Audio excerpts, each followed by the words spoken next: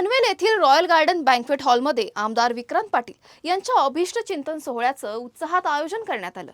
या कार्यक्रमाला महाराष्ट्राचे महसूल मंत्री चंद्रशेखर बावनकुळे, आमदार योगेश टिळेकर, आमदार धैर्यशील कदम, अण्णासाहेब पाटील, आर्थिक विकास महामंडळाचे अध्यक्ष नरेंद्र पाटील यांच्यासह विविध क्षेत्रातील मान्यवर उपस्थित होते। यावेळी विविध शासकीय योजनांचा लाभही नागरिकांना देण्यात आला।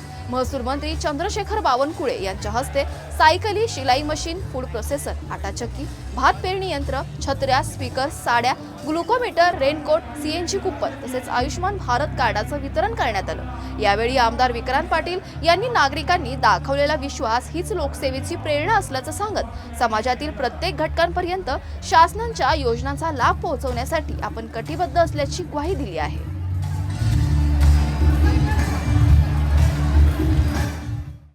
आदरणीय राज्याचे महसूल मंत्री चंद्रशेखर बावनकुळे साहेब हे या कार्यक्रमात आले।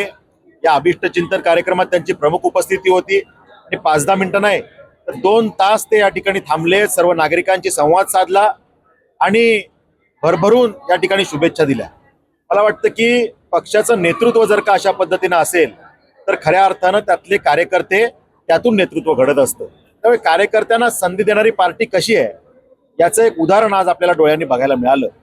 त्यामुळे आज सगळे नागरिक मोठ्या संख्येने आले, खूप वेळ थांबले, सगळ्यांनी संवाद साधला, सदिच्छा दिल्या।